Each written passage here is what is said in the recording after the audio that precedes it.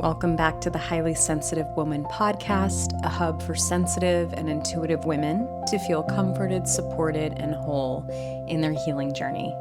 We dive into holistic health, energy work, mysticism, and neurodivergence, and a lot more, for a community of women who feel it all. I'm your hostess, Brittany Nelson, Ayurvedic health counselor, yoga teacher, hypnotherapist, and highly sensitive soul. Hey guys, welcome back to the podcast. I'm so excited to share our episode today. It's so rich. This guest is so amazing. But first, I want to make another quick, exciting announcement. Those of you that listened to my episode last week, I alluded at the very beginning that something big is coming. And if you wanted to learn more, email me. Well, that thing is here, and I haven't shouted it from the rooftops yet. I just press published today or last night on my brand new website. It's the same web address, earthintuitive.com, but I've changed my offers, and here's why. So the offer that I had before was a much longer term, more deeply committed thing, which was really great to work with someone in that capacity. But I found that the cost, the investment of time, investment of money was just not accessible for most people. And so I've made that change. I've felt that call, and this is a way to work with me on a much more flexible, accessible manner. And so I have two different main offers to work with me one-on-one. The first one, for all of you who love sending voice memos back and forth, this is for you. So this is a coaching method that uses voice memos over Telegram. And so you can use text, you can use voice memos with me. This is charged on a monthly basis if you want to bounce ideas off of me, get some support, be heard. If you want some custom intuitive readings here and there, some meditations, just someone to talk to, whatever you're going through right now, that's a really great accessible way to work with me. And then the second option is just your standard a la carte session by session coaching. So that is over Zoom, hour-long sessions. In some cases, I may do 90 minutes, but it's the same price. And that's just meeting with each other one-on-one. I blend all the modalities that I've studied throughout the year. So Ayurvedic health counseling, hypnotherapy, energy clearing and energy work, and intuitive readings and guidance. And so I really custom blend all of those modalities to help you specifically with what you need right now. I'm so excited about this. So if you want to get in right now, you can go to earthintuitive.com. You can either book a session, or if you'd rather just talk to me first and kind of just see if we would do well working together, I do offer free 20-minute consultation calls first. So you can schedule all of that on my website, earthintuitive.com. That's also in the show notes. So excited to be offering this and just really want to help more people with whatever they're going through in life. And it's really important to just have that. Another thing that I'll mention about this is that I have a launch price. So there's quite a big discount, especially for the voice memo right now. And then there's a 25% discount going on for the coaching sessions right now during this launch period. So this is the time to get in. Check it out, earthintuitive.com. Thank you guys for listening. Thank you guys for being here. So let's jump into today's episode. I absolutely loved this conversation. So I've got Ravelle Laurette. She is a master clairvoyant healer, meditation teacher, somatic embodiment coach, and she works with women specifically around perfectionism, not feeling safe or really comfortable with their body or their nervous system. A lot of times this shows up as neurodivergence in women. So women that may have ADHD, autism, different forms of thinking and being in the world. She's incredible, you guys. And we just miss each other in Italy. She was in Rome, and then I was in Rome right after. And then I had left Rome and she came back to Rome. So we were kind of in each other's orbits. But Ravelle is so intelligent. If you resonate with that highly sensitive label, if you have ADD, ADHD, or you think you might, if you have a child like that or a friend, if you think you might even be on the spectrum, or you just think differently and you feel differently than a lot of the folks you've been surrounded by, I highly recommend you listen to this episode. This is going to be the last interview episode in a little bit. So I'm going to be having a lot more solo episodes come on. So you definitely don't want to miss this. So let's dive in. All right. Hi, Ravelle. How are you? Good. How are you doing, Brittany? Good, good, good. So Ravelle and I were just talking about she just got back from Spirit Weavers, which is a beautiful kind of long weekend workshop for women. And do you want to just talk about that for a minute and just your experience? Yeah. It's kind of crazy. I know we were just talking a few minutes ago. So much to unpack there. Essentially, Spirit Weavers is a women's only spiritual slash earth-based retreat. It happens in Cave Junction, Oregon, and it's literally 700 to 800 women coming together on 99 acres of land out in Oregon. And it truly is such a unique experience. The retreat really focuses on helping women slow down, come back into connection with their bodies and the earth. So throughout, it happens over 2 weeks. There's two sessions, a moon and a sun. I went to the sun session. I actually led a few workshops there. But really, it's focused on helping women learn practices that connect them back to their roots. So, one being their body, understanding and having appreciation with different cultures and how they're able to provide and strengthen that relationship with the earth. It's really cool. Honestly, the best way to describe it is kind of like a adult woman's summer camp with spiritual embodiments, and then also crafting and creating tools and survival skills, all these different things. And I say adult women's, but there's also children there. There's, women can bring their babies, women can bring their daughters or their sons up to a certain age. And so it's just such a beautiful retreat. I mean, it's very based on reciprocity and supporting one another. They do a lot of regenerative practices to help support the village that is created. And you'll learn anything from archery and learning how to hide an animal to learning how to make baskets and create earrings and pottery to, what I taught, which was, exploring past lives and understanding where your soul has been. Like there's all these different ways to learn. So it really was a beautiful experience. So yeah, I'm still calibrating all the stuff that I took away from it. Oh, beautiful. I love that so much. And so for today's talk, we're really going to get into specifically neurodivergent women. And Yeah. so, Ravel, I would love to hear from you. How do you define neurodivergence? And, do you see a lot of women like this in your own practice? Yes. I mean, neurodivergence is such a huge umbrella term. And, I think as a society, as a culture, we're learning something new about what neurodivergence even means every single week or day or month. Neurodivergence for me just simply means a nervous system that operates different than what is the mainstream understanding of how a nervous system operates, especially when we think about the systems that are created around us of how things should be done and how we're supposed to move throughout the day. There obviously are some very real biological in terms of our brain and our brain chemistry and how that relates to the body that comes up with neurodivergence. And it's so interesting because there is a genetic component to it. And there also is a, epigenetic component to it in terms of our environment affecting how our body ends up adapting. And there's a lot of overlap there around trauma, how that affects the nervous system. There's been a lot of progression in understanding that more people are neurodivergent than we've come to realize. And, Brittany, I know a lot of your work centers around highly sensitive people who honestly I would include under that umbrella of neurodivergence. I would include, people with ADHD, people with autism, people with OCD. These are all different segments of neurodivergence, and it's a spectrum. It's a spectrum for everyone. So, you're going to have individuals that display maybe more intense or obvious symptoms than others, and it's going to differentiate between women and men as well. And that's actually a huge breakthrough we've had over the last, I don't know, 6, 7, 8 years is how neurodivergence affects women versus men. Yeah. And there's been a lot of progression in understanding that women don't share the typical maybe symptoms that men do when it comes to neurodivergence. But yes, neurodivergence for me essentially just means that there's a different way that the brain operates with the body.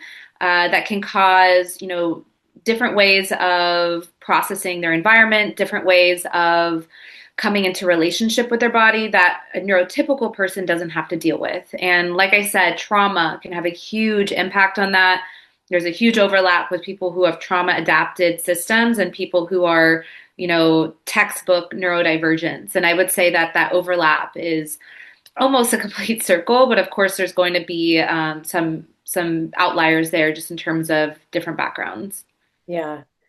And I know that you've shared that you've got a little bit of neurodivergence yourself. Do you want to share with us whatever piece of your story of that and how you discovered that, how that discovery changed your life in any way, and how it brought to you to the path you're on now? Yeah, thank you for asking. And, Mhm. I grew up a lot of my life in validating my own experience because I was constantly trying to understand what was wrong with me. And once again, there was this kind of typical view of what neurodivergence was.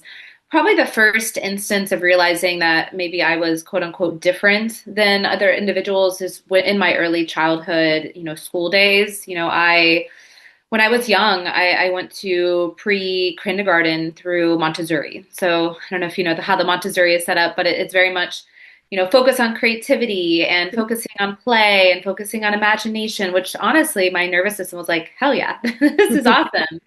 And so I got to be in this kind of daydreamy kind of world. And then I went into the public school system, and in first grade, they introduced tests and spelling tests and working with words and memorization and, all these things that require focus and that require learning how to sit down and take in information. And, my memories from that time period are very fuzzy because I remember being in school and I literally was like, I'd have moments of like clarity where I was like, what am I doing here? Like, why am I here? What's happening? Why are we taking a test? What is a test? I don't know how to spell. I'm like, what? I don't even know what we're doing. Like, why does this matter? Like, there was so much confusion in my space. And I remember my first grade teacher coming to my mom after I took a said spelling test, and she thought I should go into a special learning program because she thought there was something wrong with me. And my mom was like, "Why do you say that?" And she showed her the test, and I just drew circles over the entire test. I clearly didn't know what to do, and my mom's iconic response was like, "We're not putting her in a special learning program. Clearly, she's an artist. Look how perfect these circles are. That is her talents. There's nothing wrong with how she learns." And so there was that. And, I'm really proud of myself. In fourth grade, I was still really behind in school. I didn't know multiplication still. It was really embarrassing because everyone in my class knew and I was the last one to not know. And that was a breakthrough moment for me because I remember locking myself in my bathroom and I was like, you are going to learn multiplication. And I just got a book and for 6 hours, just like, was like, I'm going to figure it out. And I had this like epiphany. I'm like, oh my gosh, I get it. And it was just such a huge growth period for me. And then I found novels. So for me, reading books really helped me start to, I don't know what it was. It was something around the story that really helped me start to develop a way to start to learn. But that was also when my perfectionism kicked on. hmm That made me realize like, there's clearly something that I am doing wrong and I need to figure out what that is. And that's actually something I see that happens with so many of my women clients, so many of my neurodivergent clients, which is at some point in time, you learn that there's something off, quote unquote off. I wouldn't say it's off, but in this perspective, you think something's off. And so then this wound comes up of like, well, I have to do something in order to keep up, to understand. And so at that point in time, once again, I started this kind of runaway train of constantly observing people, constantly trying to learn how other people did things, constantly trying to measure what I did versus what other people did so I could make sure that I fit in and make sure that I belong. So looking back, in the moment I didn't know what I was doing, but looking back, I'm like, oh, that makes sense. And that's when my masking started to come online, where I was like, you have to be very cognizant of how you're coming across to people. And it came in rounds of epiphanies when I started dating my ex almost 10 years ago now, and we lived together. He started to see all the little things that I did throughout the day, and he was like, "That's weird. That's weird. Do you know that you're doing is weird?" And I was like, No, I never thought about it. I mean, I grew up in a family of neurodivergent people. Like we're all, I just considered us a little dysfunctional the way we operated. And so it came in rounds and obviously doing research and, talking to different professionals and all these different things really helped me start to understand. And then when I got into energy work and started to understand like how my body processed energy, that is when I actually felt like I started to take back the keys to being able to regulate within my nervous system and undo the masking. And that's been a really beautiful piece of the journey that I would love to dive into at a certain point.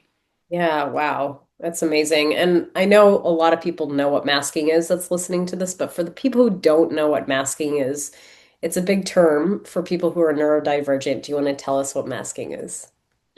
Masking in the simplest way possible is literally what the word means. It means putting on a mask to essentially fit into what you think a neurotypical person should be doing, etc. And so there are different management strategies that your body will start to adapt to that might be actually outside of your awareness. Like it actually took me a while to realize, like, oh, I didn't realize that was masking. And for instance, depending on what area of the spectrum you fall in with neurodivergence, for some people, there might be certain things that you do to stay regulated because if you did the thing you actually wanted to do, it would be seen as inappropriate.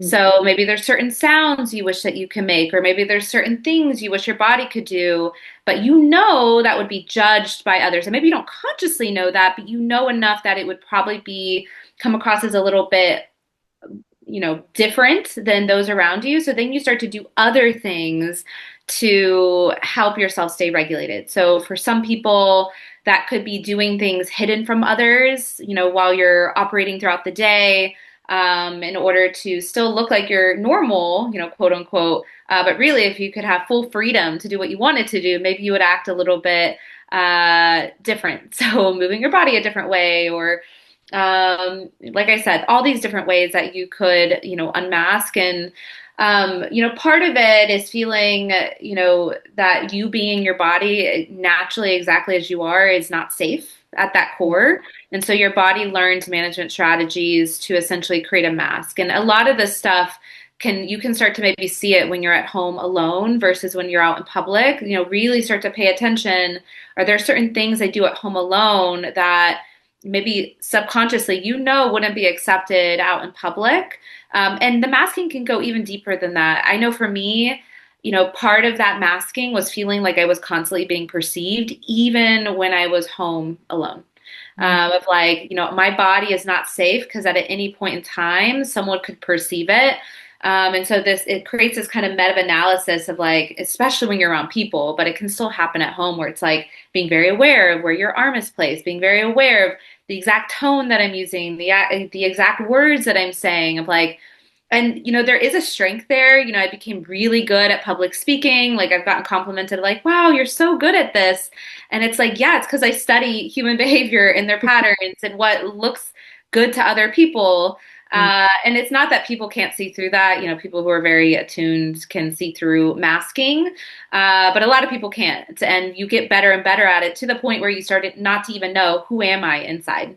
Yeah. Who am I actually inside underneath all the masks? And part of it is like, it does not feel safe to be truly vulnerable and authentically myself. Yes. That is the core wound under masking. And so that's where, and you could say probably in any person, there's some level of masking, but it's very high in people with neurodivergence. Yeah, very well said. Thank you. And it's funny because as you were speaking, I was thinking about my own childhood, and I don't really classify myself. I guess I am neurodivergent. I'm definitely highly sensitive. I used to be more ADD, not as much anymore, but I just like some of the stuff I used to do as a kid. I was like, wow, I had a lot of stemming behavior, I think it's Yeah. called, just like doing weird rituals. I still do some weird rituals just to like feel safe. Yeah. And, it's so you don't even think about it because if you've been doing it your whole life, you don't even think about it. And just the ways that I would overthink before I would speak up in class, like overthink. I was afraid to speak up because I didn't want to look a certain way, or, just so many little things that we do and that you get so used to it, you don't even think about it. So that's crazy. Yeah, and it's been a really I don't know if you're gonna ask another question, but No, it's go been ahead. a really beautiful journey. I'm still learning how to unmask, and it's a process. But where I was even 6, 7 years ago with how I move my body versus now is so much different. Like, especially with dance. Dance has been Yeah. such a huge growth path for me. In the past, I used to be so aware of how my body was moving, and I've gotten to a stage now where I truly don't care how my body moves Mm. and how people perceive it. And to think of how it used to be is so worlds apart. So it is really validating to see this relationship I've been able to nurture with my body. And there's still, areas that I continue to bring safety to or set the intention around, but dance has been a huge one for me. Mm. I love it. I love dance too. It's been so freeing. I would love to ask, like we kind of got into like the a little bit more of like the textbook definition of what neurodivergence is, but I love to ask folks like, what do you think it is? Like on a spiritual level, on an energetic level, like how do you see it kind of more as a gift? Like what would you really see that as? I love that you asked that question because I truly see neurodivergence as a superpower. When I Mhm. look at, my own nervous system on a psychic level, when I look at my clients' nervous systems on a psychic level, they have such gigantic superpowers with how their brain and bodies process information and sensory, energetic particles, Mhm. truly, or particles of energy. It is out of this world. And it's so fascinating because when I have sessions with individuals who are neurodivergent, it literally becomes this telepathic conversation or this telepathic healing session because their ability to pick up on information outside their bodies, inside their bodies, through all the different entry points of how our bodies actually process information is incredible. We typically do that through our five senses plus our sixth sense. So our sight, our sound, our taste, smell, touch, and then our inner knowing. These are all the entry points to how our bodies are picking up on sensory information. And for individuals who are neurodivergent, their bodies just process energy in a different way. They're incredibly sensitive. Their bodies are like tuning forks. And we've been raised in a society that hasn't taught us how to work with our unique and complex nervous systems, which is honestly a detriment to the progression of our entire society because neurodivergent people are all meant to do very big things on this earth with what they're able to access. And there's, like I said, there's the neurodivergence, which the systems that we're supported by do not support. And then Mhm. there's this layer of the wounding that happens, the masking, the perfectionism that prevents people with neurodivergence from truly understanding and bringing acceptance to how their bodies and their nervous systems actually react to the environment or process the environment around them.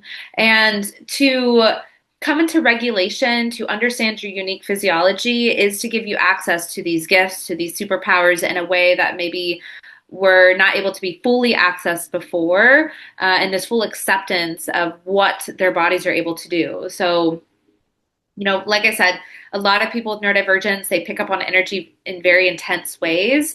And a lot of individuals with neurodivergence just don't know how to interpret it, how to interact with it, because the system that we were all brought in didn't teach them how and invalidated their experience and taught them that there was something wrong with them. Take this medication.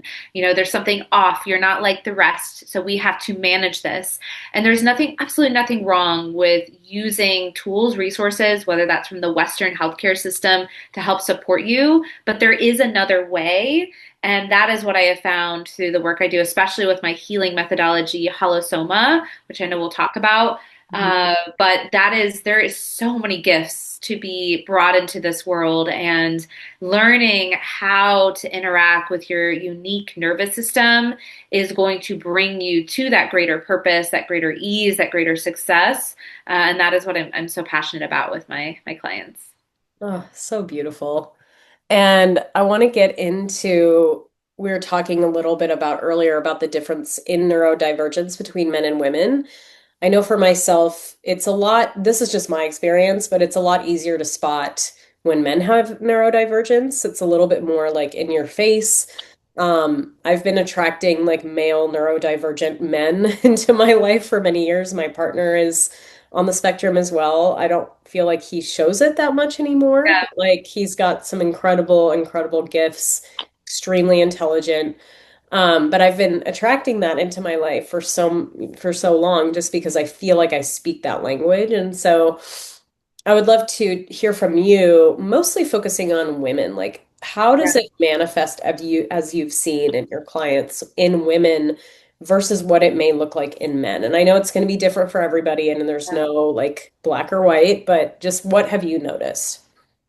Another really great question, and also a very complex question because there's also Mm. layers to this because of the Yeah, systems that we were yeah, brought up in. yeah, Because part of it is like going back to the masking, women are raised to behave a certain way and to interact with the world a certain way. And at its core, women, especially under a patriarchal system, are taught to keep to repress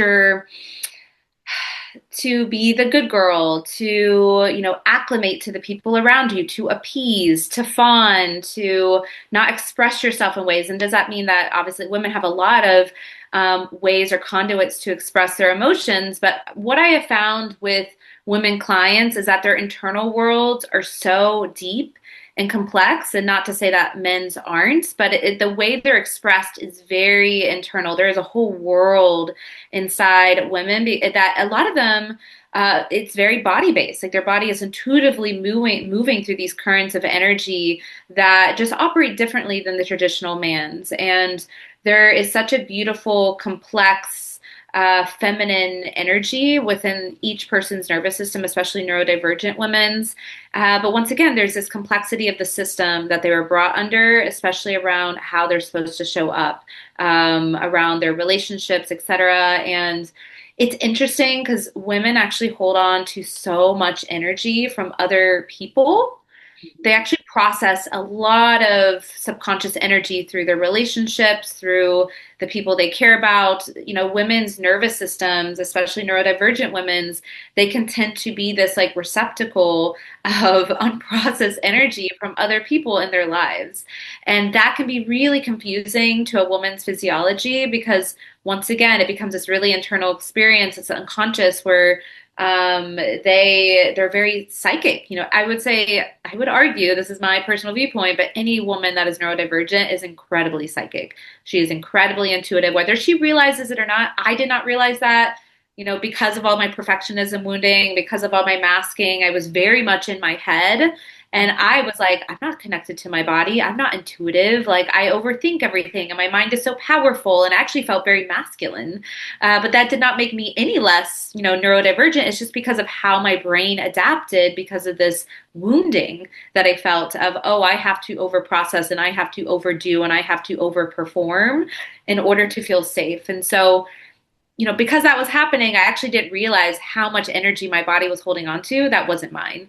And so, women and men are different in that sense. I find that men don't tend to hold on as much to energy as women do just because of our unique physiology. And you see that with neurodivergent men and neurodivergent women.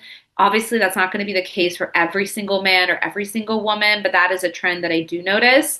And like I said, because of our patriarchal society, men are rewarded for being direct. Men are rewarded for being blunt. Men are rewarded for saying what's on their mind. And so for a woman with neurodivergence, some of them, and like I said, if the ones that are able to notice it and get in front of it, the masking comes online of like, I can't be as blunt as I want to be, or I have to watch what I say. And so there does seem to be this difference societal that tends to impact men and women. And I don't want to ignore that layer because I do see that come up a lot.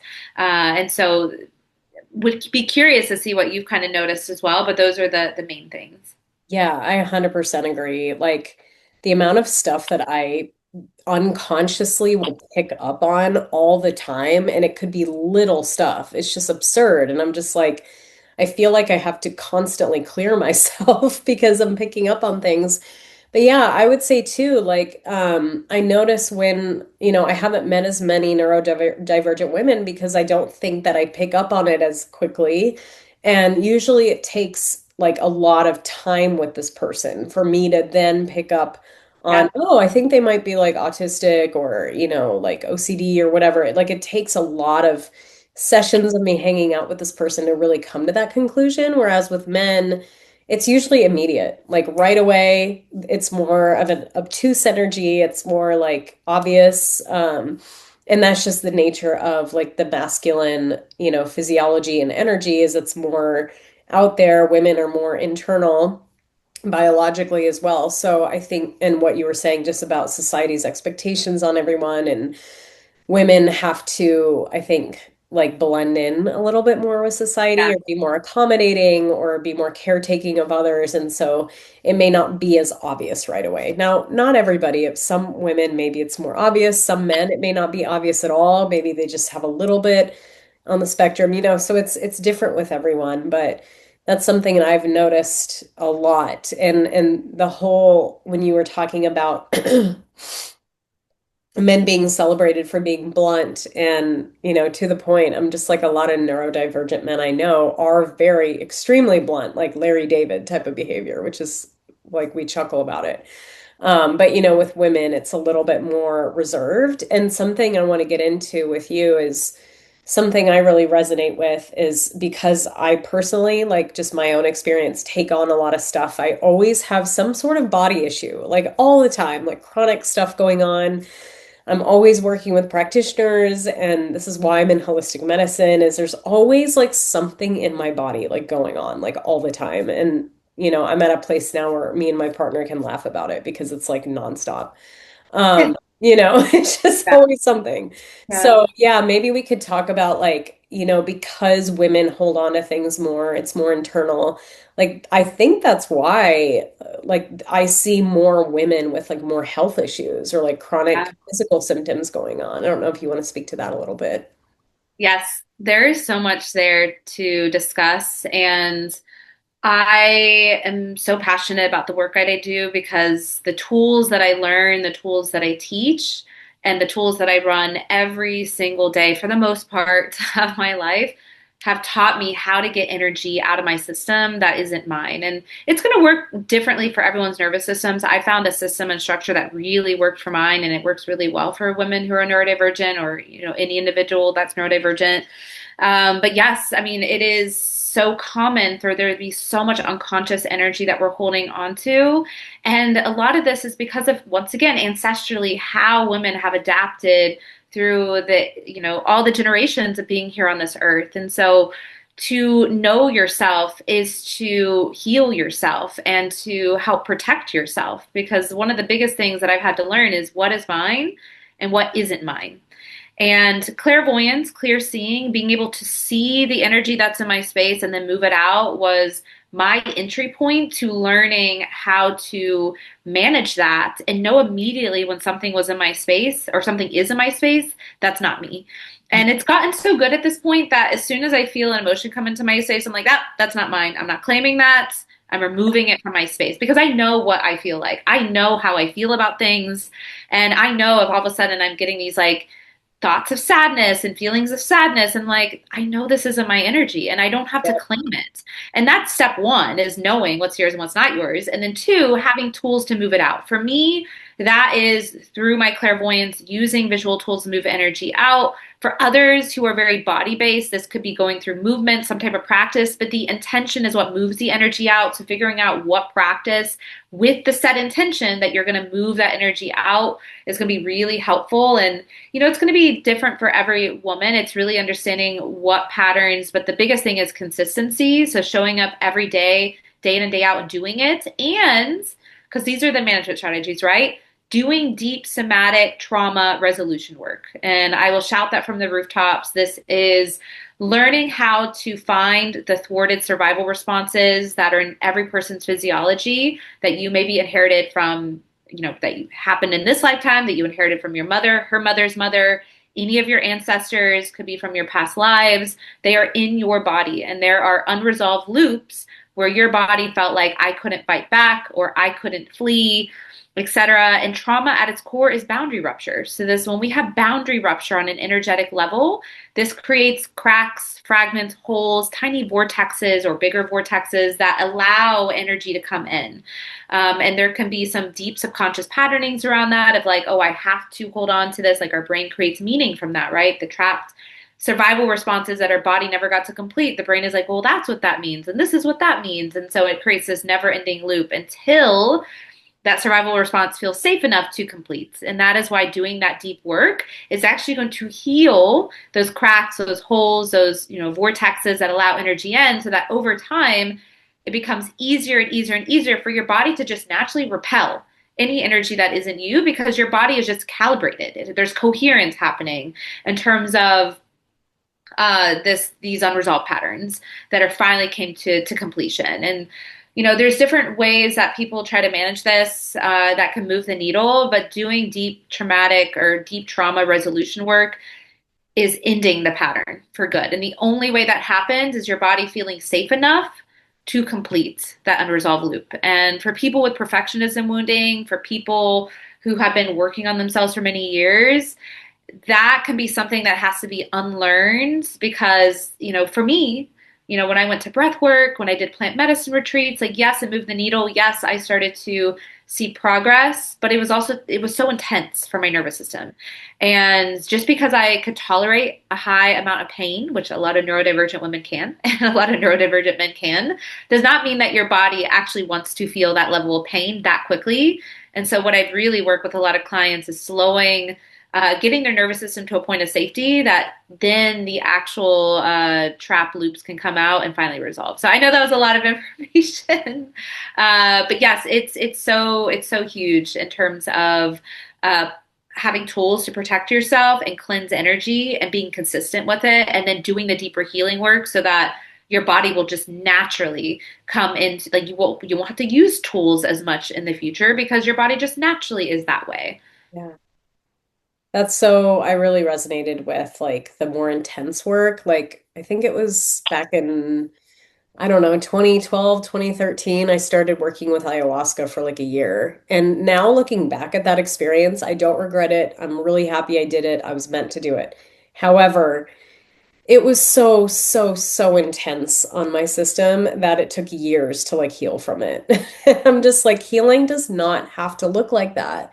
It can be gentler, and in fact, it probably should be gentler, and it can be gradual because that's how nature works. Nature doesn't have these huge extremes unless there's like a natural disaster, and that does happen, from time to time. And sometimes we do need those bigger experiences, but I think for those of us that have a really highly sensitive nervous systems, the gentler the better, in my opinion. 100%.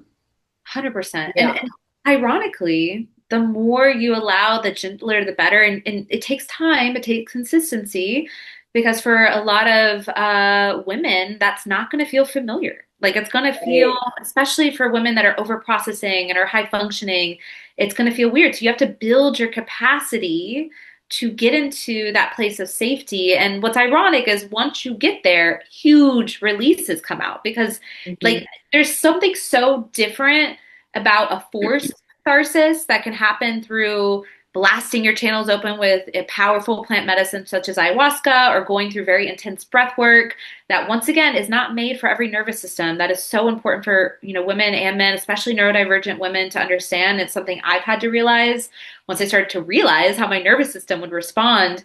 But there is something so different about an organic catharsis that comes out of the body feeling safe enough. And most women have never felt that before.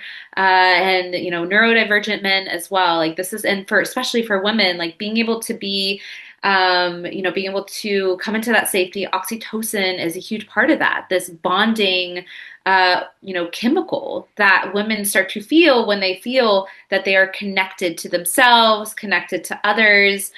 And so it's a really magical experience to witness that in someone, to notice it within yourself. And so that's something that I wish for everyone, because it's not something you can force. It's something that comes through titration and time and consistency with safety.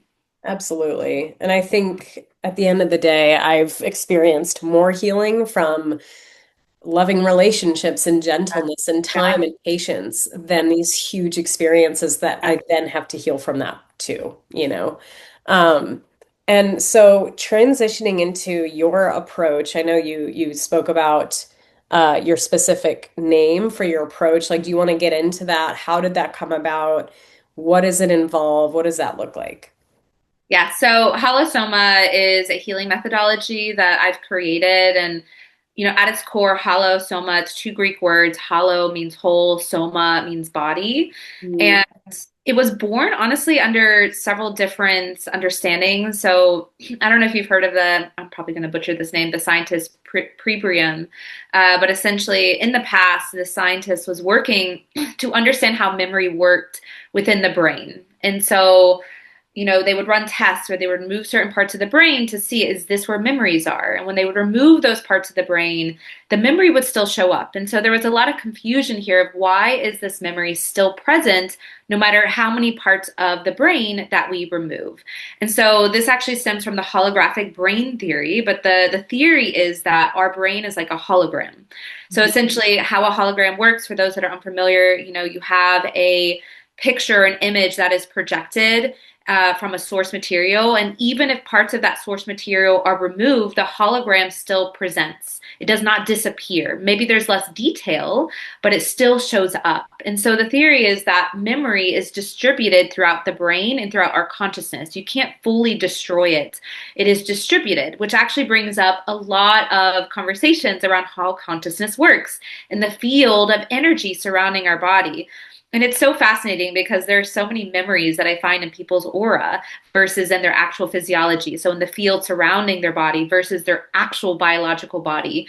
Because at its core, our brain is just a hunk of meat. It's really the electrical impulses that are projecting from different points and then projecting out into our field, which creates entry points to finding out more information with our consciousness. And so it's with that I kind of connected that to also the different layers of our consciousness are like a hologram. So the spiritual layer of our consciousness, the energetic, the psychic, the mental, emotional, physical. And through all these different layers, we can have incoherence. So these potentially boundary ruptures where something is not flowing with the rest. And so what is so beautiful about holosoma is that it works with every unique nervous system in terms of where their body's entry point is. So for some people, that could be through the mind. Through other people, that could be through the emotions. For other people, that's accessing them through the spiritual level or the psychic level. And it's helping individuals find the keys back into their own nervous systems, and creating validation of they are their own healer. And that's why a lot of my sessions become like telepathic sessions, because essentially I am going into someone's nervous system on an energetic, psychic level. And as I'm in their bodies, they are there with me. And as I start to see and feel things, they start to see and feel things. And so it actually becomes this kind of co-creative conversation. And as I'm doing this, as we're doing this, we're getting to the core sensation that was never resolved. Yeah. So once again, this is very fluid. So we might jump from image to sensation to something spiritual happen to a story. And we're literally just letting because the body naturally knows how to heal. It's allowing the space for the body to be trusted, because the medicine is the journey, not the outcome.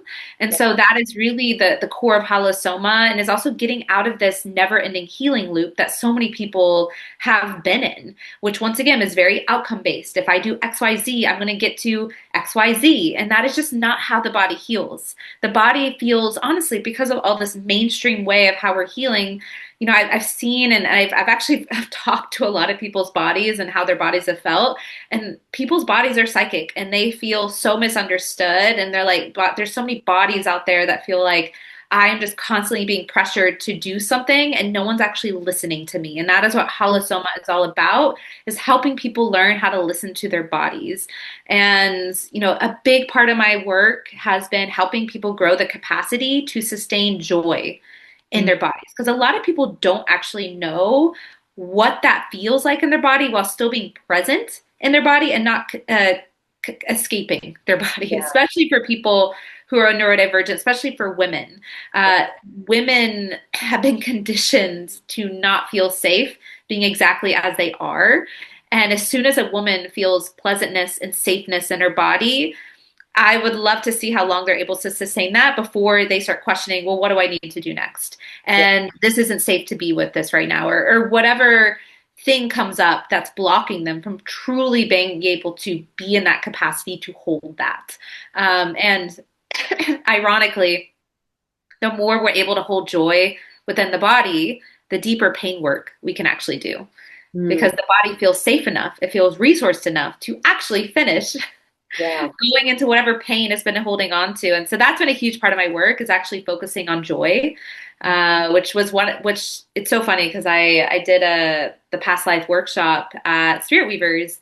And, it's so funny because I set the intention of we're going to go into a past life where we are focused on your highest joy, your highest abundance, your highest power. And I cannot tell you how many women said during the workshop or after, like, I came to your workshop specifically because you wanted to go into a past life focused on me being in my power and my joy. And I've been doing so many years of trauma work and pain work, and I'm just sick of it. I'm sick of Yeah. focusing on what's wrong, and I'm Yeah. actually ready to feel what's good, what's right. Yeah. And, there are a lot of systems out there that benefit off telling women that there's something wrong with them, that they are not enough. It crosses so many different layers of how we are projected onto, from the aesthetics of how we show up to our internal environment to how we relate to all our relationships. And so I'm a big proponent of, building the capacity to feel good inside the body. No, we're not bypassing the pain. The Right. pain is there, but it's building enough resources that you can actually do the deep pain work without collapsing or going into overwhelm. And that's exactly what happens when we're forcing our bodies to do these intense breath works or intense plant medicine ceremonies. We are forcing our body into something that it might not be ready for. And it's not to say that those pathways can't be healing. And at a certain point, there probably will be more beneficial, but there's this deeper work that wants to happen. Yeah, and that is so important. I'm so glad you brought that up because if you're always constantly looking for a problem, you're always going to find a problem. Like whatever we're focusing on is what we will find. And so, we're not bypassing. It's like if you're searching for joy, you will find it eventually. If you're searching for a problem and more pain to clear out, you're just going to keep finding more pain to clear out, right? So I think when we or reorient to can I just have fun or be joyful or have freedom or peace, we're going to naturally experience more of that. And that will in turn naturally clear out a lot of those pain points and like the suffering. And that's such a huge reframe because a lot of us feel like, well, I have all this pain, so I must have to go through pain to get to the other side. And that can be true, but it doesn't have to be the whole story. So I love that you're bringing in joy, and that's so beautiful. Is there anything else you want to add before moving into like how people can work with you? Just any words of wisdom for people who, maybe they don't know if they're neurodivergent or not, but they're just feeling like they're not fitting in or they have to like do a lot of work to feel like they can thrive in this place. Like any words of wisdom that you wish you would have heard when you were younger? Another really great question, I would say at its core, is start believing yourself. Hmm. Once again, women have been conditioned to invalidate themselves, to question themselves, to doubt themselves. And I would say start believing yourself and start getting really curious. And curiosity is the antithesis to judgment, and curiosity is the best way to actually start to integrate and start to understand yourself better of like, oh, that's really interesting that I do this. And it's really interesting that I do that. And, there's so many things that I used to judge about myself because I'm like, oh, well, that's like, not quote unquote normal. And, for instance, like the stimming, right? So, I'll pick at my cuticles all the time. Anytime I'm still, I would, pick at myself because that's how my body regulated. It's how I felt safe. But, old me would have been like, oh, Ravelle, stop doing that. That's not okay. Like, why are you doing that? Like, that's whatever judgment word I wanted to add in. And since doing this deeper nervous system work, I say thank you to every time my body does something because your body is always telling you something. Your body is so intelligent. It is so complex. There is nothing your body does that it was not meant to do. And there's this mental identity, subconscious layer that we want to continue to invite a reframe around. So for instance, with the simming, like, I'm like, thank you, because I get really curious, like, oh, well, clearly my body's trying to manage something right now, because if it didn't do this, I would go into overwhelm or I would shut down. And so I'm actually really thankful that my body is doing that. Does it mean that it has to do that forever? No, that's where I start to do the deeper work of getting really curious and building that capacity to be with that discomfort and starting to learn, once again, these are management strategies. So once that management strategy is slowed down and there's curiosity around it, then we start to see what is the original pathway that my body doesn't feel safe enough to express. And that is built through time. And eventually you will start to notice that maybe you don't do that specific management strategy as much in the past or as you did in the past. And once again, this is not about changing something that's wrong. It's about changing your relationship to how your body operates. And part of that is this radical acceptance and this radical curiosity. Hmm. Wow.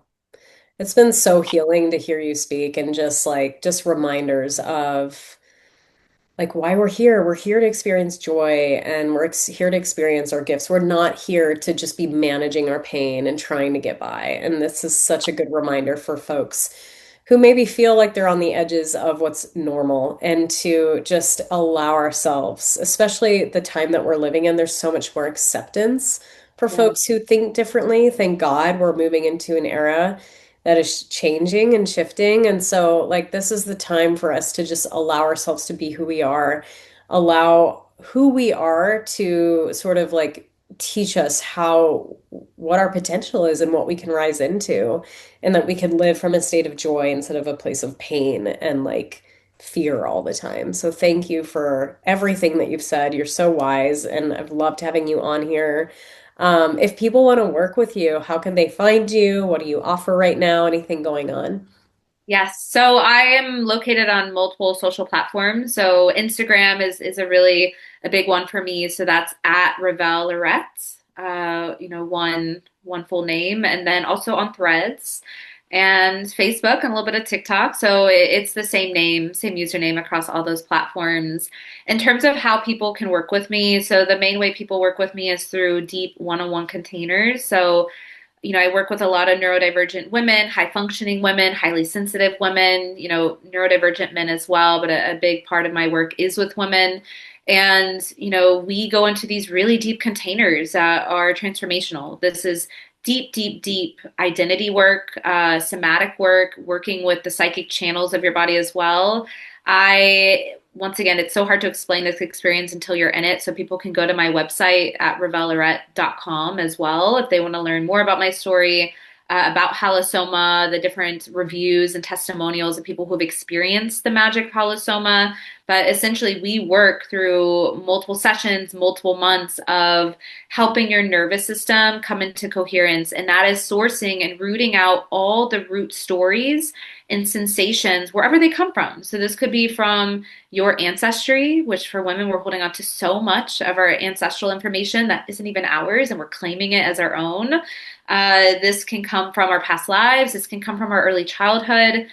And it's so crazy to see how the body responds. Because, like, for instance, I was in a session with a client and we were connecting to one of our ancestor parts from, several generations back. And as we allowed him to complete the survival responses that he never completed in his body, my client's nervous system started to react and to complete that unresolved loop because it was connected to her ancestor. And so we're doing that on a somatic level. We're healing it on a spiritual level and energetic level. So there's so many threads of how we're bringing coherence so that we can actually bring this level of ease and safety into the body so that women who are high functioning or overperforming can finally just relax and feel empowered within themselves without always feeling like I have to do more, I have to do this. It's like they can actually settle into that. And there's a beautiful pathway of creation that happens from that, where you're able to take action from a place of inspiration and safety versus taking action from a place of shame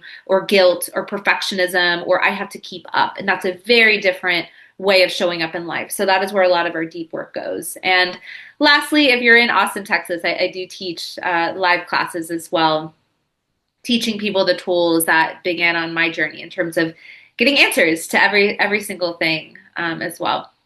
Oh my gosh, thank you for sharing. I'm honestly really tempted to book a session with you because I feel like I fit your demographic. So excited about that. Any final, I think we kind of got to most of what we would get to today. I know we could keep talking forever, but if there's anything else you want to leave listeners with, just a little bit of encouragement, or do you feel complete?